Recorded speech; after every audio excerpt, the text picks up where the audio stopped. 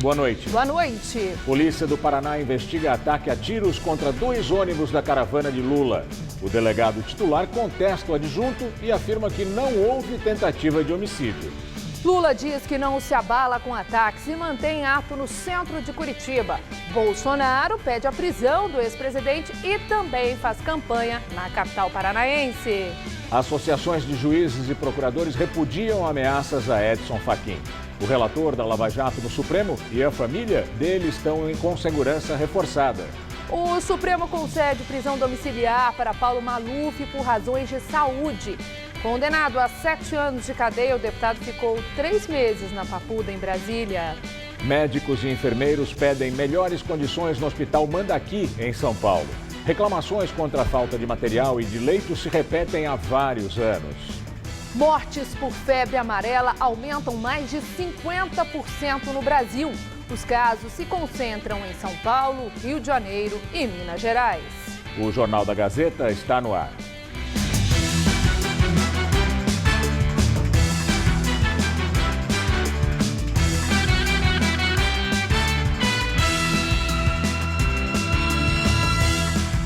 Macas nos corredores, falta de material básico e poucos profissionais. O atendimento no Hospital Estadual do Mandaqui, na zona norte da capital, é precário. Médicos e enfermeiros protestam contra a situação que se arrasta há anos.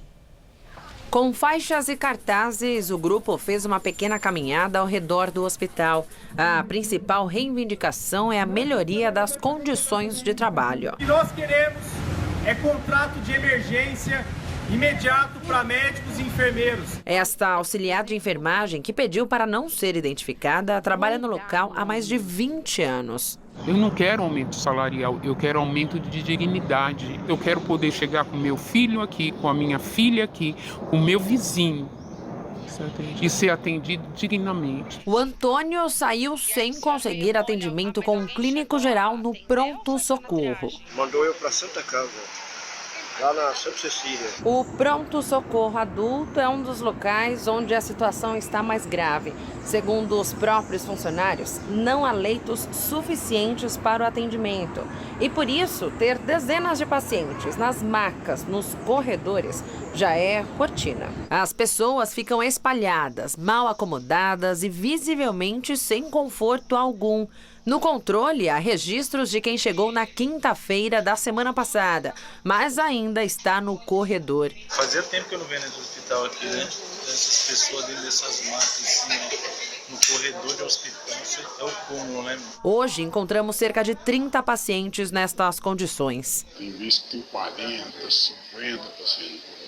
Não tem vaga nos andares. Muitas instalações também deixam a desejar, como elevadores quebrados. No prédio do ambulatório de especialidades, muitas áreas estão interditadas, segundo os funcionários, desde que uma árvore caiu sobre o local há 1 ano. Não bastasse tantas reclamações, falta ainda materiais básicos para o dia a dia do hospital. Outro dia nós não tínhamos papel para secar a mão. E como vai trabalhar dentro de um hospital sem papel de secar a mão, sem sabão para lavar as mãos? Em nota, a Secretaria de Estado da Saúde afirma que o conjunto hospitalar do Mandaqui realiza cerca de 13 mil atendimentos mensais e 1.000 internações e que, eventualmente, pode haver sobrecarga em razão da demanda, mas que, conforme preconiza o SUS, são priorizados os casos graves e gravíssimos. A respeito das macas nos corredores, o hospital diz que os pacientes são encaminhados aos leitos à medida que os quartos são liberados. A nota do hospital diz ainda que o estoque de material básico está regular e que o governo do estado autorizou o reforço na contratação de novos profissionais. O Tribunal de Contas do município recomenda que a Prefeitura de São Paulo anule a parceria público-privada da iluminação. É um contrato de 7 bilhões de reais. No entanto, o prefeito João Dória, do PSDB, afirma que só tomará esta decisão se irregularidades forem confirmadas.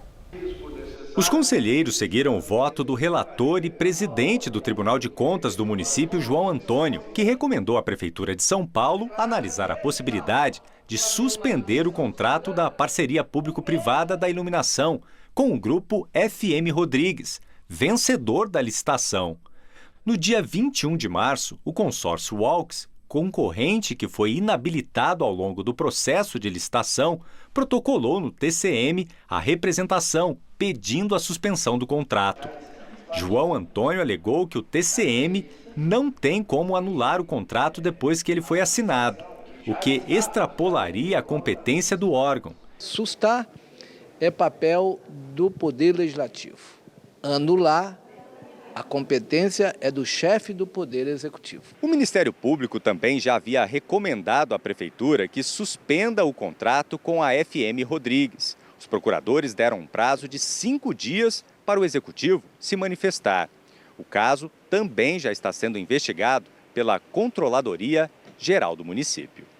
Hoje, o prefeito João Dória, do PSDB, voltou a declarar que suspenderá o contrato apenas se for realmente comprovada alguma irregularidade.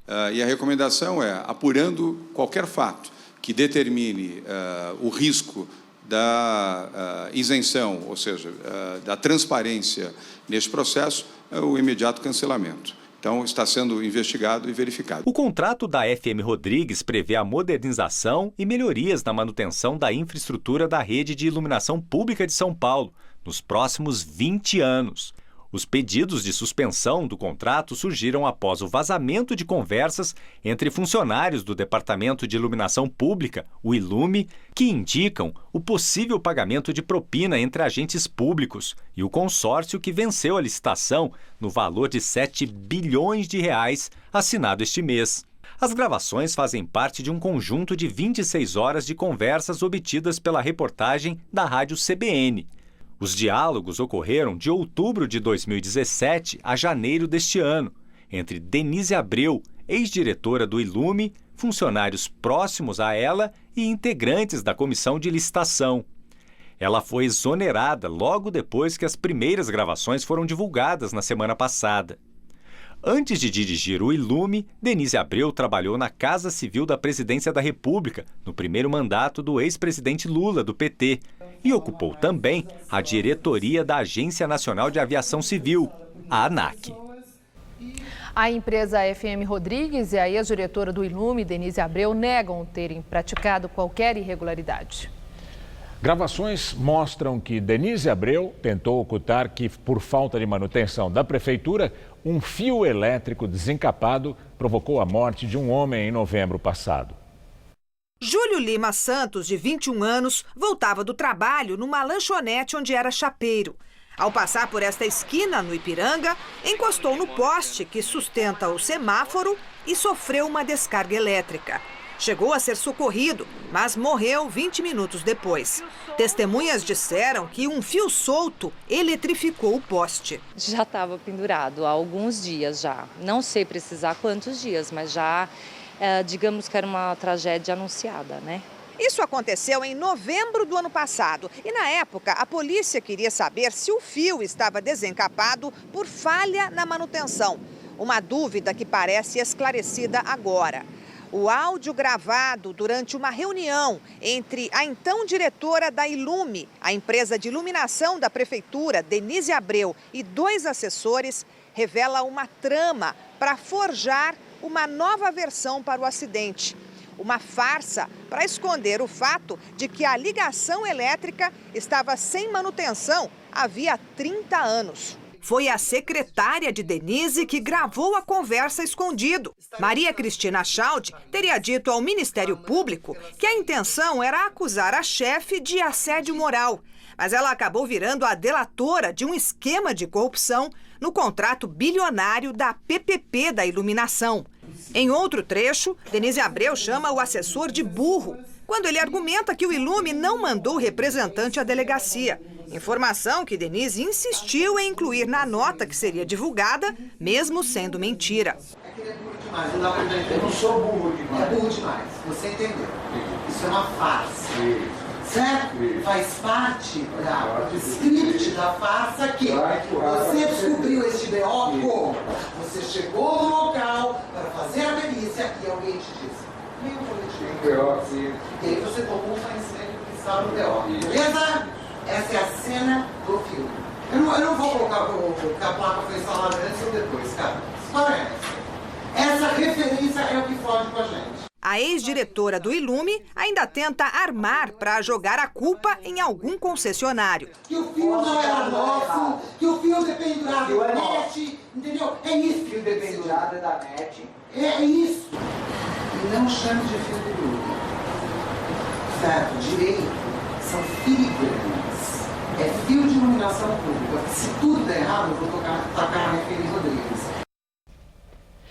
A Prefeitura disse que colabora com a investigação policial e espera a conclusão do inquérito para tomar as medidas cabíveis. A Secretaria Municipal de Serviços e Obras informou que 6 funcionários do Ilume pediram exoneração. Pelo menos 4 deles aparecem nos áudios divulgados. Foi mais um dia de temporal, e caos na capital paulista. A Prefeitura chegou a registrar mais de 20 pontos de alagamento. E a repórter Sabrina Pires está no centro da cidade e tem mais informações. Boa noite, Sabrina. Estela, dia muito difícil nessa volta para casa. Esse temporal começou por volta de 3 horas da tarde. A chuva não parou até agora. E a cidade chegou a entrar em estado de atenção, a cidade inteira. Mas 2 regiões, Butantã e Campo Limpo, chegaram a entrar em estado de alerta. Isso por causa do transbordamento do córrego Pirajussara, que agora já está normalizado, mas a situação e as consequências a gente sente agora. Também chegou a quase ficar alagado o túnel Anhangabaú, aqui pertinho, no centro de São Paulo. Ele precisou ser fechado justamente para a segurança de quem passava por lá de carro. Aqui na Praça 14 Bis, onde nós estamos, também no centro, também chegou a ter ponto de alagamento transitável e agora a situação já está melhor. Na Grande São Paulo, segundo imagens aí que a gente tem enviadas por um telespectador, a situação também ficou bastante complicada. O nível da água chegou na altura da metade dos carros, uma água barrenta, bastante difícil nessa tarde aqui de São Paulo. Agora, voltando aqui para a capital, foram pelo menos 47 chamados por quedas de árvore e 21 ocorrências por enchente. Agora já não há mais pontos intransitáveis. E como eu disse, as consequências são sentidas agora nessa volta para casa. Dá só uma olhada nesse trânsito, que continua bastante complicado, mas o pior momento foi às 5 horas da tarde. Recorde de congestionamento para a tarde em todo o ano até agora. 131 quilômetros de congestionamento. Agora, esse índice está em 108 quilômetros, bem acima da média para esse horário, que chega a 77 quilômetros. Então, agora, ainda bastante acima dessa média. Principais pontos com problemas, as 2 marginais, Tietê e Pinheiros. Para quem usa o transporte público, também tem problemas no metrô. Na linha 9, Esmeralda, entre Interlagos e Grajaú, a circulação dos trens foi interrompida por causa dos ventos fortes e também da chuva. O sistema Paese precisou ser acionado, mas essa situação começa a se normalizar. As outras linhas estão funcionando normalmente. Voltamos ao estúdio. Bom, como nós vimos, a cidade hoje foi um grande problema, uma loucura. Eu demorei quase 2 horas para vir da Estados Unidos até a Avenida Paulista. Será que amanhã vai ter a mesma confusão? Vão ver com a Luciana Magalhães e, segundo os meteorologistas, viu, Gamberini, esses temporais todos, a gente vive se perguntando o que será que está causando esses temporais. Segundo os meteorologistas, eles são provocados pelo calor, que entra em contato com a brisa do mar, formando grandes nuvens de chuva. E se isso vai continuar acontecendo nos próximos dias, a Luciana Magalhães é que vai trazer os detalhes da previsão para todo o Brasil.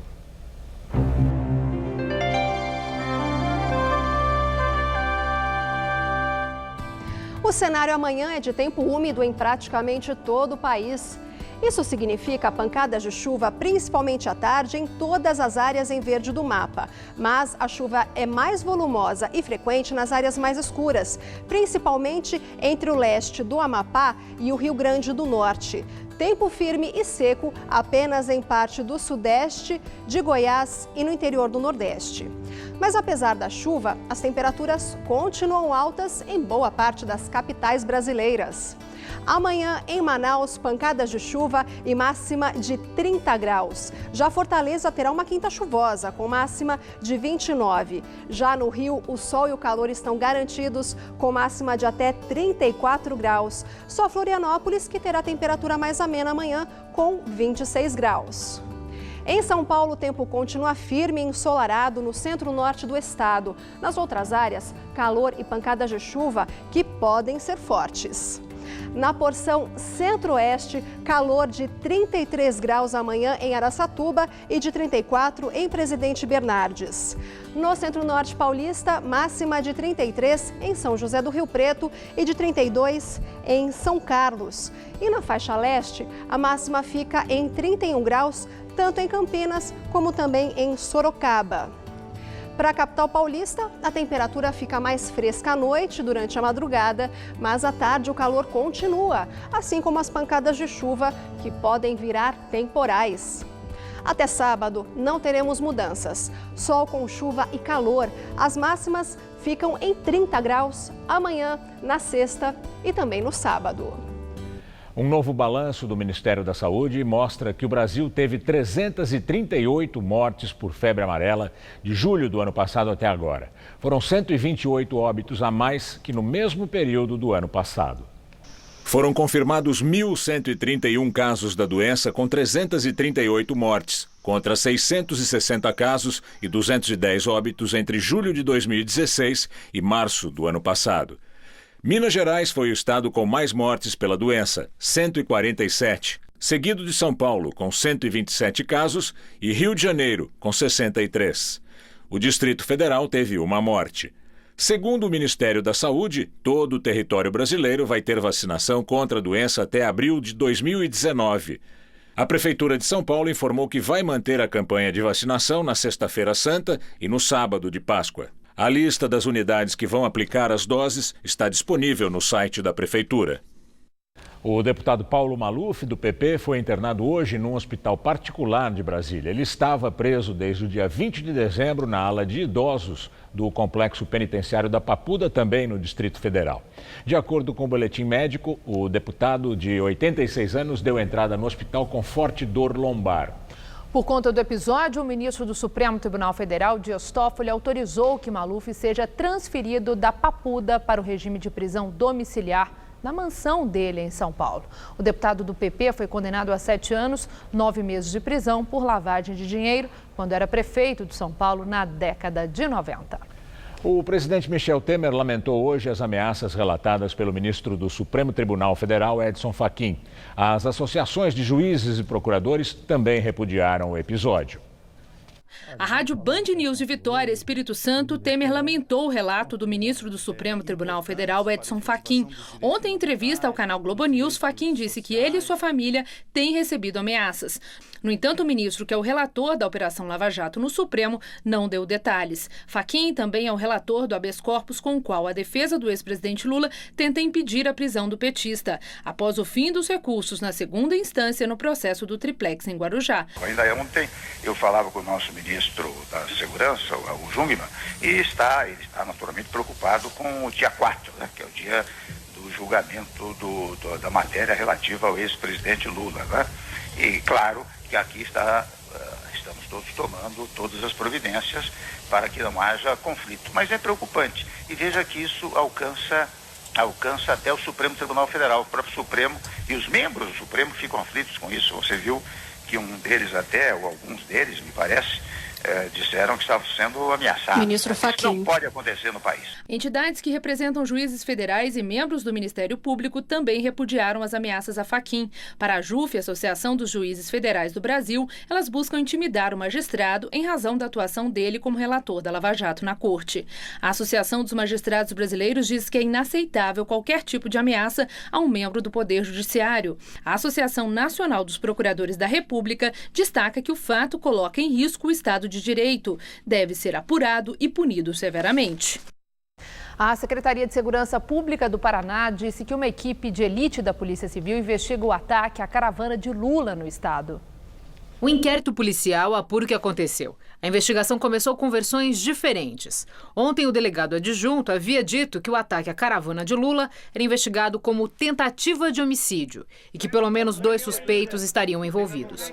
Hoje, o delegado titular de Laranjeiras do Sul, onde o caso foi registrado, foi contra a afirmação do colega. Disse que os tiros aos 2 ônibus do PT foram disparos de arma de fogo com dano provocado e não tentativa de matar alguém. Já o procurador de Justiça do Paraná, Olímpio de Sá Sotomayor Neto, indica que os atos podem sim ser qualificados como tentativa de homicídio. Nós estamos diante de situação clara, onde não há apenas uma ignorância ou falta de civilidade, nós estamos diante da prática de crimes mesmo, né? A incitação à prática de crimes, a apologia à prática de crimes e as ações concretas que culminam até com uma tentativa de homicídio. O PT classificou como ato político e quer a federalização das investigações. Ao menos 3 tiros acertaram os ônibus da caravana do PT. O ex-presidente Lula não estava em nenhum dos 2 veículos. O caso ocorreu ontem à noite no Paraná, entre as cidades de Quedas do Iguaçu e Laranjeiras do Sul, na PR-473. Um dos ônibus levava convidados e outros jornalistas brasileiros e estrangeiros. Ninguém ficou ferido. A polícia disse ainda que existe a possibilidade de um 4º tiro ter atingido um retrovisor. O resultado da perícia que deve determinar também a distância que os tiros foram disparados e se os veículos estavam ou não parados, sairá nos próximos dias. Desde que começou essa caravana pelo sul do país na semana passada, o petista é alvo de protestos. No domingo, em Santa Catarina, manifestantes jogaram ovos e pedras contra o palanque do PT. A presidente da legenda, a senadora Gleisi Hoffmann, disse ter pedido policiamento às autoridades do Paraná, mas afirmou não ter sido atendida. Ela classificou o episódio como emboscada. Já o governo do Paraná negou que tenha recebido solicitação de escolta. O ataque aconteceu no início da noite de ontem, por volta das 7 horas, cerca de 2 horas depois da divulgação da entrevista do ministro Edson Fachin, contando sobre ameaças contra ele e familiares. Hoje, Lula comentou o ataque. Se eles acham que fazendo isso vai nos assustar, não vai nos assustar, gente. Isso vai motivar a gente a fazer muito mais coisa ainda. E mesmo com os tiros contra os ônibus da comitiva, o PT decidiu manter a programação final da viagem. A caravana no sul se encerra justamente em Curitiba, cidade onde Lula foi condenado pelo juiz Sérgio Moro no caso do triplex em Guarujá. Na Lava Jato, a pena do petista está em 12 anos e 1 mês de prisão. O deputado Jair Bolsonaro, do PSL, pré-candidato à presidência da República, também está no Paraná. Ele defendeu a prisão do ex-presidente Lula. Ao chegar pela manhã, Bolsonaro foi recebido por uma multidão no Aeroporto Internacional Afonso Pena, em São José dos Pinhais, na região metropolitana de Curitiba. A visita dificultou a vida dos passageiros. Ao desembarcar, o deputado foi carregado nos ombros pelos simpatizantes que o aguardavam e recebeu uma faixa presidencial. No discurso para militantes, num carro de som do lado de fora do aeroporto, Bolsonaro ironizou os protestos contra Lula durante a caravana pelo sul do país. No domingo, em Santa Catarina, manifestantes contrários ao petista jogaram ovos e pedras no ônibus da comitiva. Quis transformar o Brasil num galinheiro. Esse crápula está colhendo ovos pelo Brasil todo. Questionado por jornalistas, o pré-candidato do PSL sugeriu que os tiros na caravana de Lula foram dados por petistas. De acordo com as últimas pesquisas eleitorais, Bolsonaro aparece em 2º lugar atrás de Lula. No entanto, quando o ex-presidente não aparece na sondagem, o deputado assume a liderança na disputa presidencial. Aos simpatizantes, Bolsonaro defendeu a prisão de Lula. Eu não quero o Lula na cadeia, eu quero o Lula em cana! Do aeroporto, o deputado seguiu para Ponta Grossa, a cerca de 120 quilômetros de Curitiba. 2 atos acontecem neste momento em Curitiba, com a diferença de 1 quilômetro entre eles. O encerramento da caravana do ex-presidente Lula e outro em apoio à candidatura do deputado federal à presidência Jair Bolsonaro, do PSL. Por causa dos ataques sofridos pelo ônibus da delegação petista ontem à noite, o ato, que teria apenas militantes do PT, foi transformado em um suprapartidário. Hoje, com a presença de lideranças da esquerda, com os presidenciáveis Guilherme Boulos, do PSOL, e Manuela Dávila, do PCdoB. As lideranças chamam de atentado os tiros contra a caravana do ex-presidente e afirmam que a ação faz parte de uma escalada antidemocrática no país. A cerca de 1 quilômetro dali, o outro ato acontece em Curitiba, convocado pelo Movimento Brasil Livre e também pela família de Bolsonaro. Eles pedem a prisão de Lula após condenação em segunda instância da Justiça e gritam palavras de ordem contra o PT e ex-presidente. Por hora, não há registro de incidentes entre os manifestantes dos dois lados. A Polícia Militar Paranaense acompanha os atos. O ataque a tiros à caravana do ex-presidente Lula repercutiu entre os demais pré-candidatos à presidência da República. O ministro da Fazenda, Henrique Meirelles, do PSD, disse que numa democracia as divergências políticas devem ser resolvidas nas eleições. Segundo ele, o que aconteceu ontem no Paraná foi um atentado contra a liberdade de expressão de um líder político, e isso é inadmissível numa democracia. Ciro Gomes, do PDT, usou a rede social para comentar o caso e chamou o ataque de absurdo, exigindo apuração rápida das autoridades. Guilherme Boulos, do PSOL, declarou que Lula foi vítima de um ato fascista que ameaça a democracia brasileira, construída a duras penas. Marina Silva, da Rede Sustentabilidade, disse no Facebook que o uso da violência com motivações políticas é uma afronta ao regime democrático. Geraldo Alckmin, do PSDB, disse ontem à noite ao jornal Folha de São Paulo que o PT está colhendo o que plantou.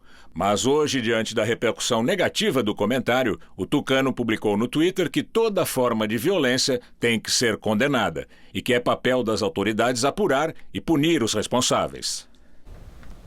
E agora o comentário de Josias de Souza, direto de Brasília. Em momentos como o atual, marcados pela alta tensão, é importante dizer meia dúzia de palavras em defesa da política. O que é a política?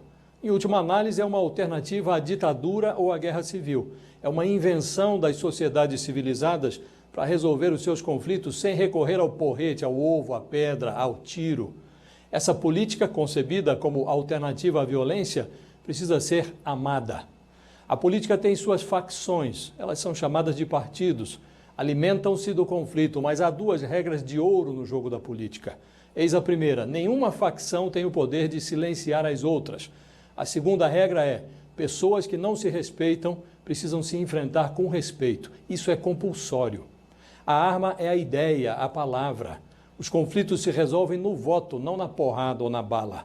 Hoje, a política brasileira é marcada pela corrupção e pelo ódio. Contra a ladroagem e a violência, os remédios são a investigação radical e a punição exemplar. Às vezes bate um desânimo, mas é preciso lembrar que as alternativas à política são a ditadura e a guerra civil. Numa, os conflitos são resolvidos na câmara de tortura. Noutra, as diferenças são solucionadas na bala. Melhor amar a política, mesmo nos momentos em que esse amor não é correspondido. Boa noite. Daqui a pouco, Maria Lídia Flandoli entrevista o deputado federal Ivan Valente, do PSOL, sobre o clima acirrado nas campanhas eleitorais e o ataque à caravana do ex-presidente Lula.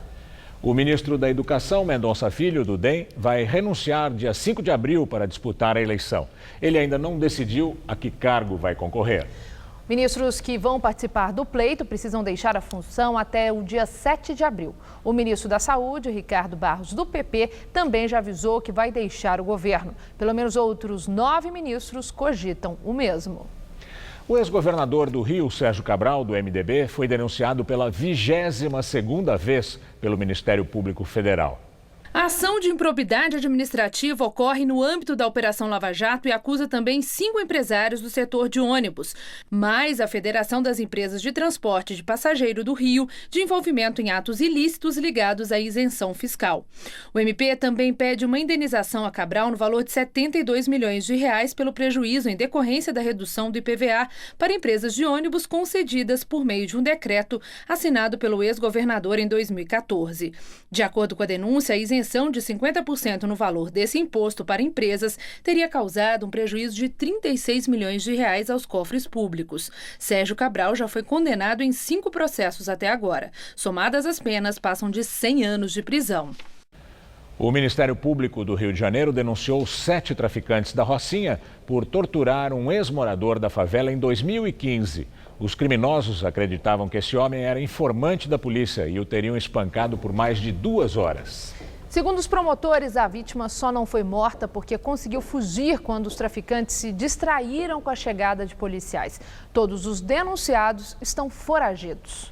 A Justiça mandou o Facebook retirar publicações com notícias falsas sobre a vereadora Marielle Franco. A empresa disse que vai remover os conteúdos. A ação foi proposta pela mulher de Marielle, Mônica Benício, e a irmã da vereadora, Aniele Silva. O Facebook tem 24 horas para retirar as informações falsas sob pena de multa de R$500 mil. O juiz Jorge Jansen Cunago Novelli, do Rio de Janeiro, afirmou que não se há de tolerar que a morte de Marielle, mártir da história contemporânea no Brasil, se repita dia a dia, como vem ocorrendo, com a conivência por omissão, especificamente do Facebook, que se traveste numa rede social e vem permitindo a propagação de crimes como calúnia contra os mortos, ódio, preconceito de raça e gênero e abusos contra alguém que já não tem como se defender, contra seus parentes, irmã e sua companheira, contra familiares e contra a sociedade. A decisão liminar também obriga a rede social a informar os IPs e os usuários que realizaram as postagens. O juiz também quer saber se os perfis de Luciano Ayan, Luciano Henrique Ayan e MBL, Movimento Brasil Livre, patrocinaram as postagens mentirosas sobre a parlamentar. Há 2 semanas, Marielle e o motorista Anderson Gomes foram assassinados na região central do Rio. Hoje, o ministro dos Direitos Humanos, Gustavo do Vale Rocha, disse que vai reforçar o Programa Nacional de Proteção aos Defensores de Direitos Humanos com uma verba extra de R$5 milhões. No total, a iniciativa vai ter R$11 milhões e 700 mil neste ano. Segundo o jornal O Globo, atualmente há 376 defensores sob proteção do programa e 287 pedidos em análise para novas inclusões de ativistas ameaçados. As contas públicas registraram um déficit de 17 bilhões e 400 milhões de reais em fevereiro. Apesar de negativo, foi o melhor saldo para o mês desde 2015. O governo federal ainda é responsável pela maior fatia do rombo, com um saldo negativo no mês de 19 bilhões e 300 milhões de reais. Estados e municípios tiveram superávit de 2 bilhões e as estatais um déficit de 438 milhões de reais.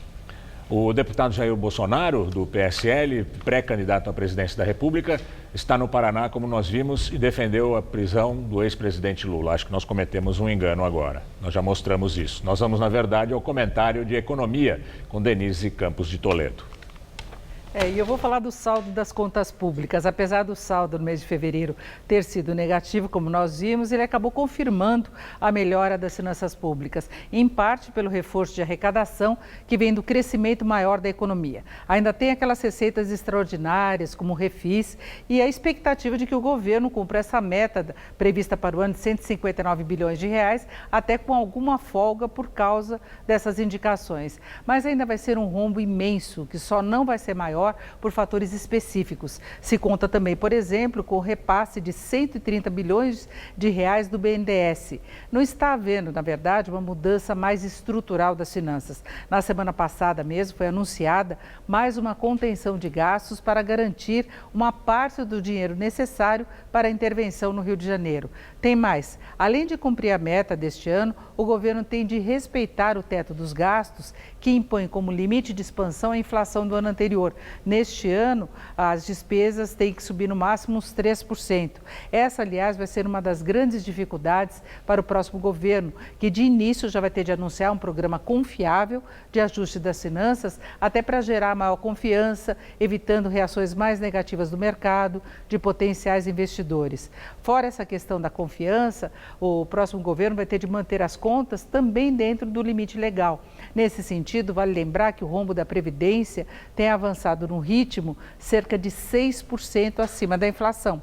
Para compensar, sem descumprir o que está previsto em lei, outras despesas vão ter de ser cortadas. Por isso que se fala tanto na necessidade de reforma da Previdência. Ou então, o teto de aumento dos gastos terá de ser flexibilizado com a aprovação do Congresso, o que não evitaria a repercussão negativa do ponto de vista da credibilidade, do andamento da economia.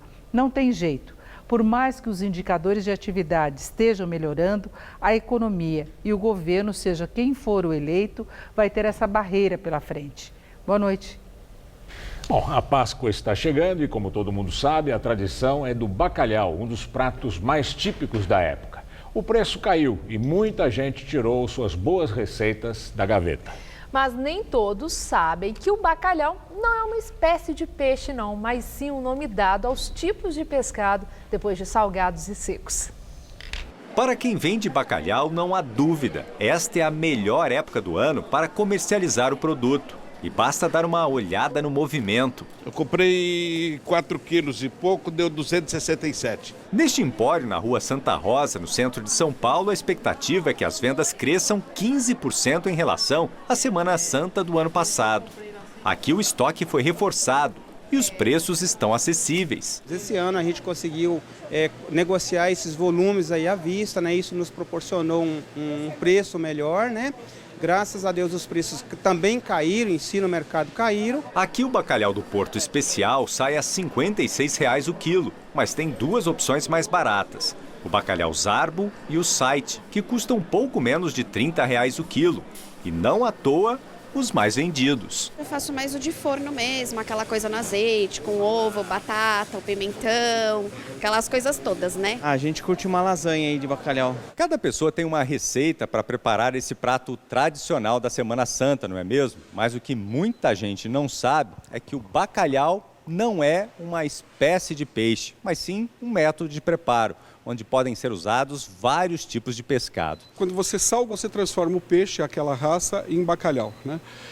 Hoje, pela tradição, você tem 5 espécies que podem ser transformadas oficialmente em bacalhau, que seria o lingue, o saitê, o zarbo, gados macrocéfalos e o gados morrua.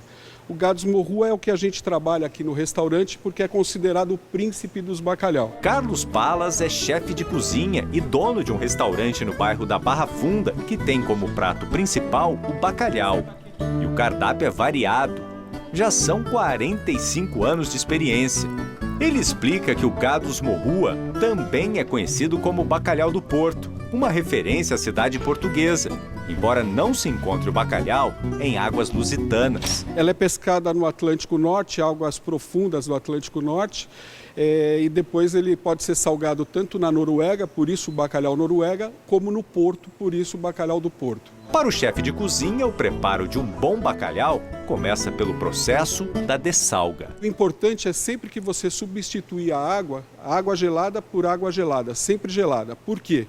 Para ela manter a textura do peixe, não pega cheiro, não pega odor, né? E quando você saborear o bacalhau, você vai ver que ele também tem um gosto de peixe fresco.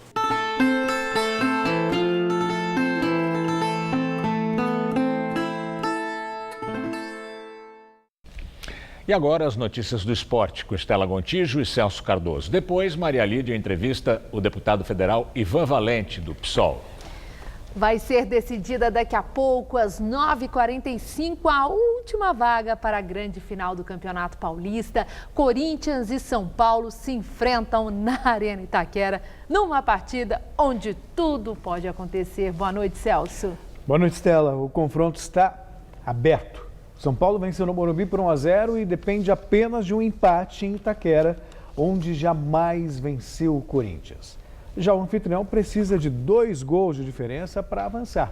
Se vencer por 1 gol de vantagem, leva a decisão para os pênaltis.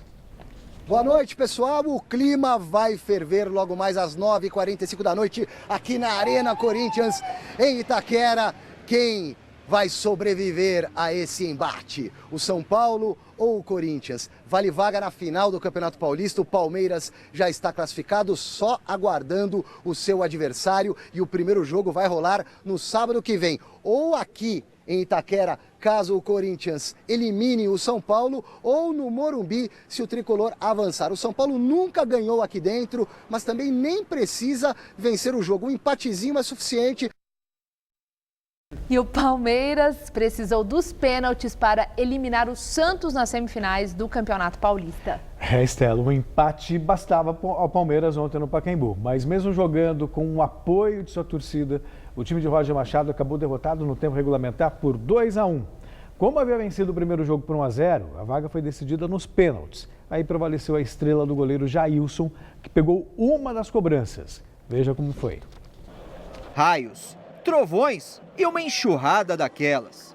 Faltando 20 minutos para a bola rolar, Pacaembu estava com o público bem abaixo do esperado. Mesmo com o dilúvio e o campo pesado, Jair Ventura armou um Santos ofensivo. Com a vantagem no jogo de ida, o Verdão desembarcou tranquilo.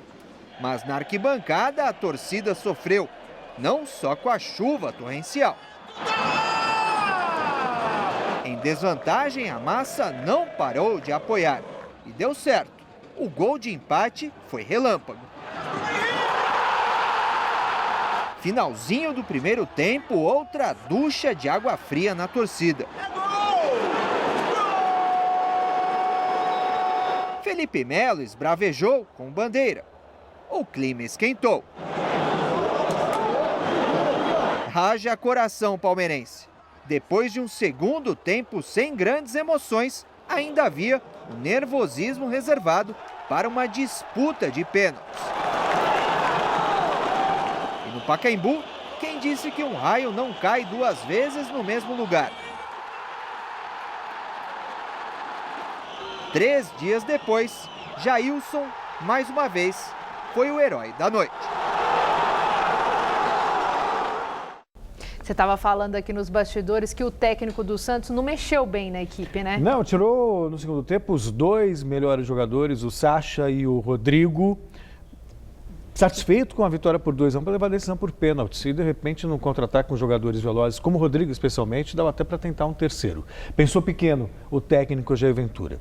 Agora, vamos ver se os 2 treinadores de hoje, né, tanto o Aguirre de um lado quanto o Carille de outro, pensem, né, grande, né, e que o jogo seja realmente aberto e amplo. Claro que no primeiro momento o São Paulo vai jogar fechado esperando o Corinthians. Não existe a expectativa de muitos gols no jogo. Pode ser aqueles gols de contra-ataque ali, né? Não, o Corinthians vai ter que martelar, vai ter que tentar. Não tem outra alternativa. O Corinthians precisa de uma vitória por 2 gols de diferença, ou no mínimo 1 para levar para os pênaltis. Então vai ter que tomar iniciativa. Tá bom, Celso, tá bom? muito obrigada. Boa noite, até amanhã. Boa noite. Com você, Gamberini. O governo chinês afirmou que o líder da Coreia do Norte se comprometeu em reunião com o presidente chinês Xi Jinping a debater o seu programa nuclear. Segundo o governo chinês, Kim Jong-un reafirmou que o país está interessado em tratar sobre esses e outros assuntos na reunião com os Estados Unidos e a Coreia do Sul, prevista para o dia 29 de abril. Após a visita de Kim à China, Donald Trump escreveu no Twitter que o presidente chinês Xi Jinping afirmou que as conversas foram muito positivas e que Kim Jong-un está animado para encontrar os americanos. Depois de muita especulação, os governos da Coreia do Norte e da China confirmaram ontem à noite a visita do líder norte-coreano, a primeira desde que ele assumiu o governo em 2011. O encontro durou 4 dias e foi fora da agenda oficial dos 2 governos. Na Rússia, começaram hoje os funerais das vítimas do incêndio que matou mais de 60 pessoas no shopping na Sibéria. 41 crianças morreram. Bandeiras foram hasteadas a meio pau e a população fez 1 minuto de silêncio em Moscou.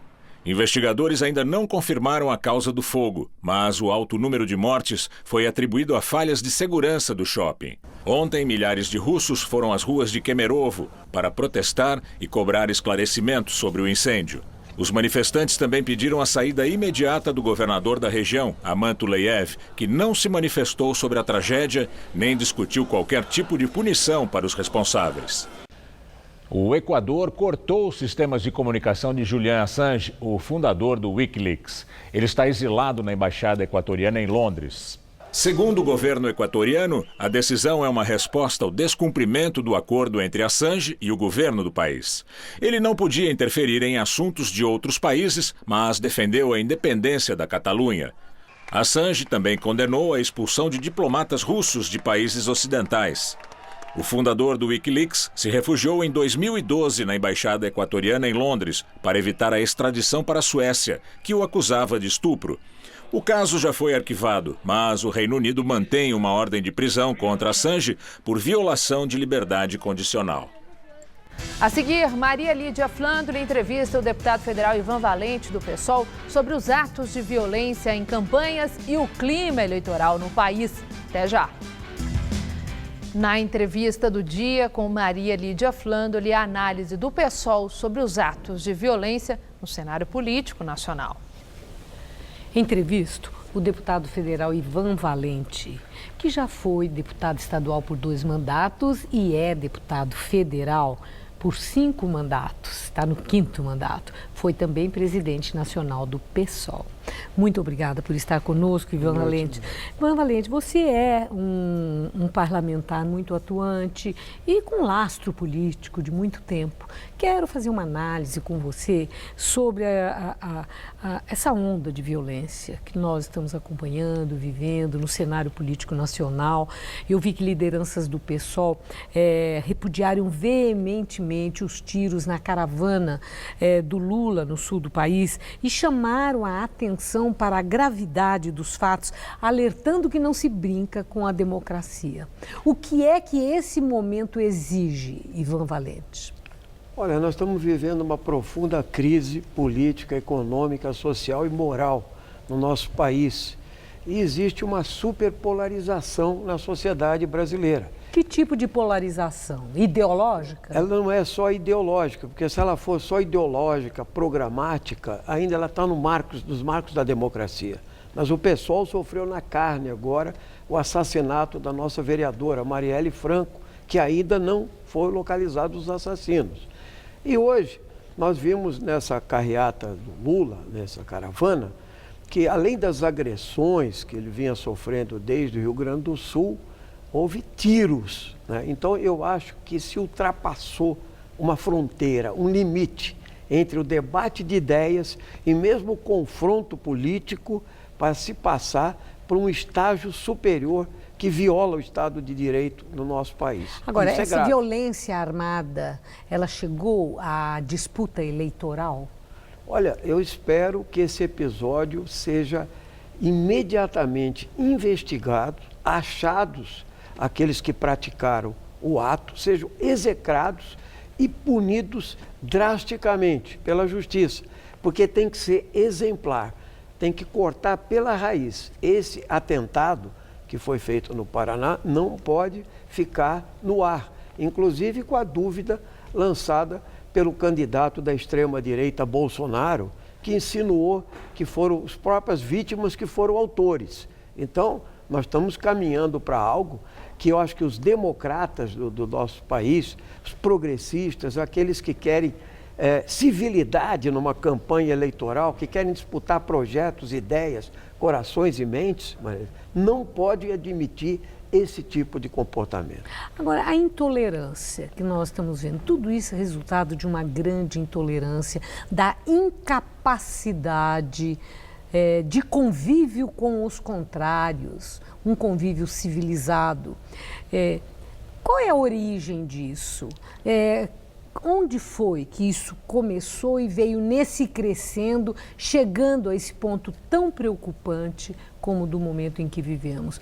Não apenas em relação aos tiros, o assassinato da Marielle, e também em relação às palavras, aquilo que se diz no discurso, uns em relação aos outros, no mais absoluto desrespeito, falta de civilidade, inclusive.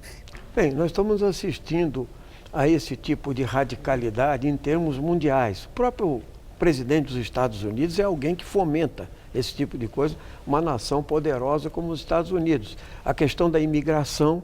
E aqui no Brasil, eu acho que a ruptura democrática que nós tivemos em 2016, o golpe institucional que nós sofremos, ele desencadeou um processo também forte de intolerância e ódio. E isso é muito perigoso para a democracia, porque alguns grupos se sentem imponderados e começam a achar que podem partir para o vale tudo. Então, as redes sociais são o locus privilegiado deles. Pessoas que se escondem no anonimato, pessoas que se julgam participantes da vida política apenas apertando um teclado, mas criando uma onda de boatos. Só que organizando robôs, incentivando. Exatamente. Não, organizando manifestações, incentivando. Exatamente. Mas isso tudo não para viabilizar ideias, projetos, programas, né? Então, há uma difusão de ódio. Na verdade, se nós analisarmos historicamente, a ascensão do Hitler na Alemanha foi precedida por formação de milícias, que depois se tornaram a base da SS. E qual é a responsabilidade dos políticos, de todas as correntes de pensamento, numa hora dessa? Eu acho muito grande, Maria Lídia. Acho, inclusive, que a reação, independente da divergência que tenhamos com Lula nesse momento, nós temos que ter uma reação forte em nome da democracia e do Estado de Direito. Inclusive, eu mesmo critiquei o governador Alckmin nas redes sociais, porque eu acho que ele veio um grande vacilo, entende? Ele achou que o PT estava colhendo aquilo que plantou. Essa frase e hoje que ele proferiu. Ele recuou, né, rapidamente, porque realmente nós não podemos brincar com a democracia, como diz a nossa nota nacional. Nós não podemos deixar desencadear-se um processo em que radicais, sem projetos, sem programas e apenas pensando que se resolvem questões de ordem político-programática, né? Chamando à força, à intervenção, sem que o povo de fato participe, né? Então, isso vai gerar um processo eleitoral convulsivo, nós podemos ter violência na campanha eleitoral. Então, todas as autoridades, aqueles que defendem a democracia, nesse momento, têm que exigir autoridades, apuração. lideranças políticas, governantes, parlamentares, cuidado com seus discursos no Congresso. Uma coisa é criticar programática, ideologicamente. Outra coisa é pregar o ódio e a intolerância, o preconceito, como se vem fazendo abertamente, entendeu? Em comícios, nos meios de comunicação, né? E pregando até a tortura. Isso foi pregado na Câmara dos Deputados por parlamentares. Absurdo, Não, isso desmoraliza. Certamente. Né? A própria representação do parlamentar. É um retrocesso que nós não vamos admitir. Okay. Nós queremos que o Brasil escolha os seus governantes e incentive a participação social e popular, né? Mas de forma a que as pessoas possam decidir os seus rumos, né? E não retrocessos históricos na nossa vida. O país precisa de paz, democracia e progresso, mas que os de baixo não paguem a conta da crise mais uma vez. E eu agradeço muito, Ivan Valente, por sua presença hoje no Jornal da Gazeta. Uma boa noite, muito obrigada. Boa noite a todos. Gamberini. O presidente Donald Trump voltou a atacar os movimentos que são contra as armas nos Estados Unidos. Trump afirmou que a segunda emenda da Constituição americana, que permite o armamento de civis, jamais vai ser alterada ou revogada. O tweet foi enviado um dia depois do juiz aposentado John Paul Stevens declarar que eliminar a emenda é a única solução para acabar com a violência armada nos Estados Unidos. O último massacre cometido por um atirador no país foi em 14 de fevereiro, na Flórida, e terminou com 17 vítimas. Só neste ano, 33 atentados com armas ocorreram em centros de ensino nos Estados Unidos. O Jornal da Gazeta termina aqui. Essas foram nossas principais notícias. Polícia do Paraná investiga ataque a tiros contra 2 ônibus da caravana de Lula. O delegado titular contesta o adjunto e afirma que não houve tentativa de homicídio. Lula diz que não se abala com ataques e mantém ato no centro de Curitiba. Bolsonaro pede a prisão do ex-presidente e também faz campanha na capital paranaense. Associações de juízes e procuradores repudiam ameaças a Edson Fachin. O relator da Lava Jato, no Supremo, e a família dele estão com segurança reforçada. O Supremo concede prisão domiciliar para Paulo Maluf por razões de saúde. Condenado a 7 anos de cadeia, o deputado ficou 3 meses na Papuda, em Brasília. Médicos e enfermeiros pedem melhores condições no Hospital do Mandaqui, em São Paulo. Reclamações contra a falta de material e de leitos se repetem há vários anos. A edição de hoje pode ser vista no site do Jornal da Gazeta. Mais notícias em nossa edição das 10. Uma excelente noite para você. Boa noite e até amanhã.